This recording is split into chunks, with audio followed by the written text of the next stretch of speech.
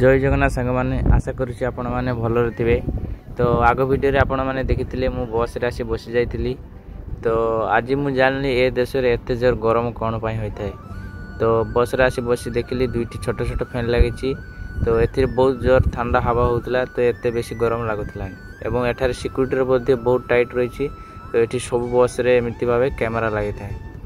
तो आपण मैंने देखिपे एठी गछ गोटे भी देखा पाइबे नहीं, सुदूर खाली मरुभूमि हो पड़ रही। एकर एकर हजार हजार एकर जगह सिर्फ मरुभूमि हो पड़ी।